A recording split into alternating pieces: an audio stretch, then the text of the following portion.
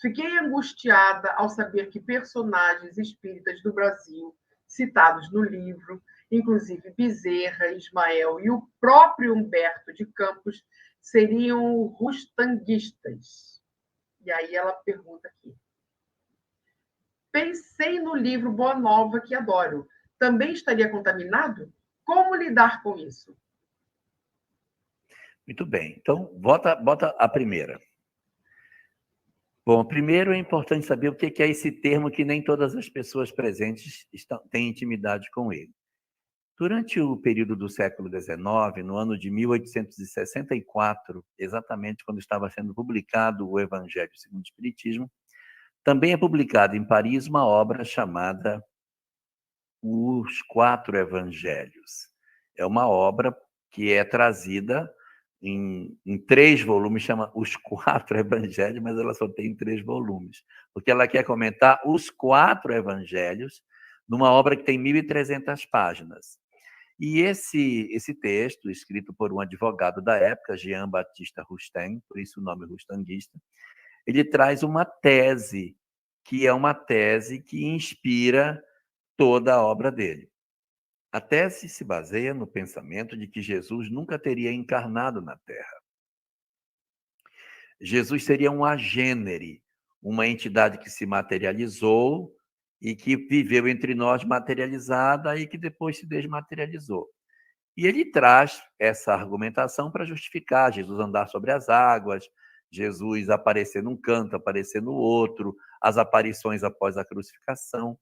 E ele traz essa tese. Essa tese, ela até foi admitida por uma boa parte do movimento espírita da primeira metade do século XX, mas veio perdendo força à medida que a gente foi se aproximando desse nosso momento atual. De 1960, 70 para frente, começa a haver um enfraquecimento do rustanguismo no Brasil. E por quê? Porque começaram a aparecer alguns questionamentos sobre a obra dele.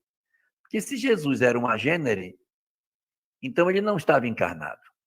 Então o que foi a crucificação? Uma farsa? O que era o sangue na cruz?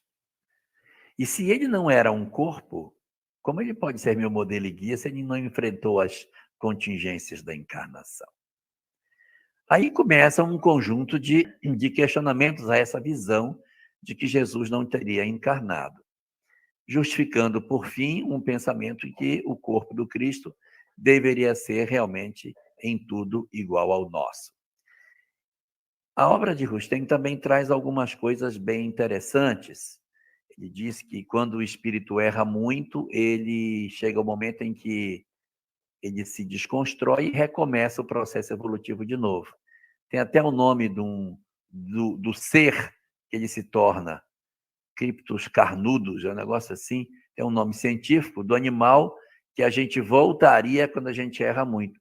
E isso colide com a obra doutrinária quando fala que a evolução é sempre num crescendo, que o rio não remonta à sua nascente, portanto, não existe retrocesso no processo evolutivo do homem errar, errar, errar e voltar para a sua condição primitiva animal para recomeçar o ciclo novamente.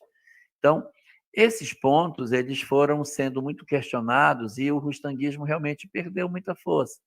Hoje existem algumas pessoas que ainda defendem as ideias de Rustem, mas é cada vez menor, de tal maneira que ninguém nem muito conhece esses livros na atualidade. Bom, e aqui fala que Bezerra, Ismael e o próprio Humberto de Campos seriam rustanguistas. Vamos lá. Ismael não encarnou, não dá para ele ser rustanguista, porque ele não estava encarnado. Humberto de Campos não era espírita, então não dá para ele ser rustanguista, ele não era espírita. Ele escreve obras espíritas após a desencarnação, que até chega a criar uma estranheza, porque ele nem era espírita, como é que agora está escrevendo obra espírita? Que negócio é esse?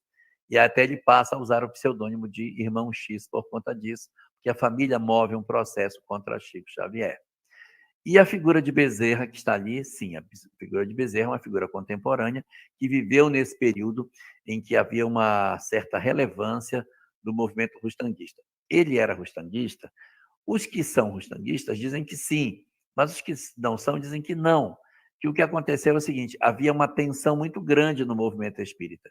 E ele, para não fazer com que o movimento se rompesse e se criasse 2 movimentos, ele diz, tá bom, a FEB vai editar a obra de Rustem e vai editar a obra de Kardec. E publica obras de Rustem naquele período. E as obras são publicadas e assim ele impede, por assim dizer, né? Ele evita com que uma ruptura acontecesse no movimento. Os anos vão se passando, as reedições das obras de Rustem vão perdendo força. Hoje é muito difícil você encontrar uma obra de Rustem em qualquer lugar, porque elas foram perdendo a relevância.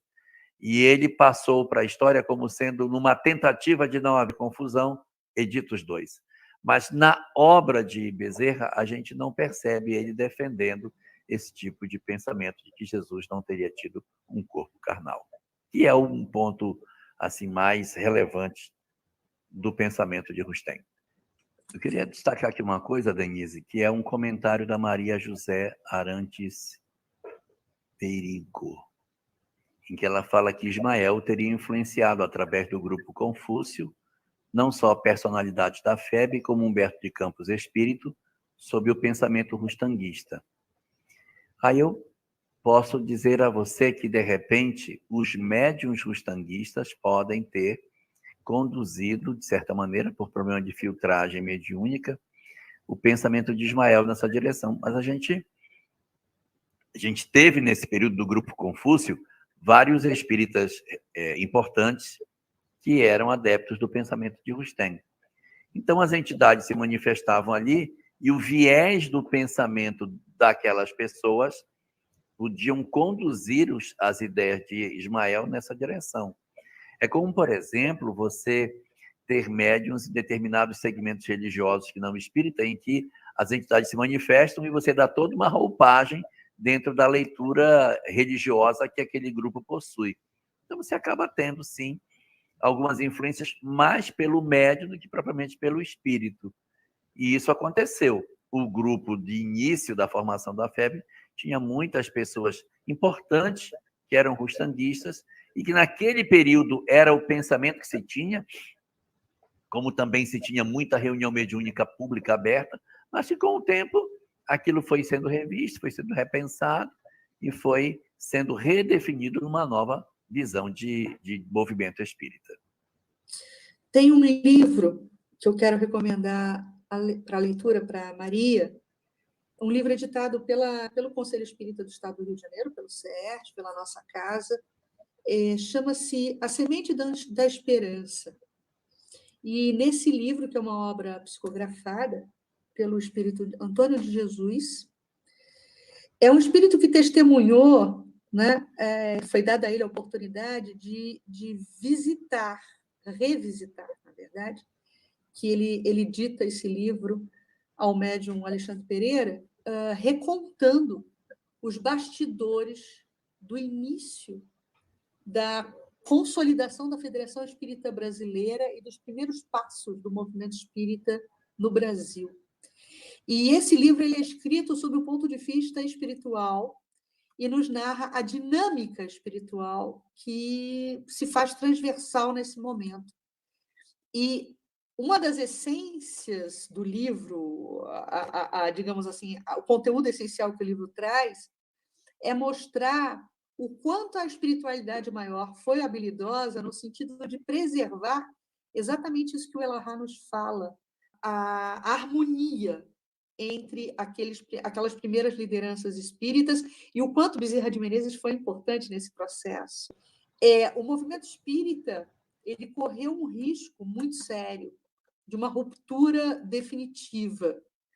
O movimento de unificação ele ficou bastante comprometido por um acirramento de ideias, os místicos contra os científicos. E Bezerra de Menezes foi, nesse momento, a figura balizadora, foi a figura pacificadora exatamente por conta da sua estatura moral e a sua estatura espiritual, o preparo que ele tinha para a consolidação dessa unificação. Então, leiam, se tiverem condição, busquem esse livro, busquem essa obra, porque, normalmente, quando isso nos é ofertado, e nos foi ofertado por Antônio de Jesus, isso alimenta a nossa alma, porque ratifica também, como Humberto de Campos faz, ratifica também a presença espiritual em conteste em todos os episódios do nosso cotidiano, nos auxiliando, nos norteando, pacificando, orientando e fazendo o bem prosperar, né? Então, é uma recomendação que eu faço de leitura, A Semente da Esperança.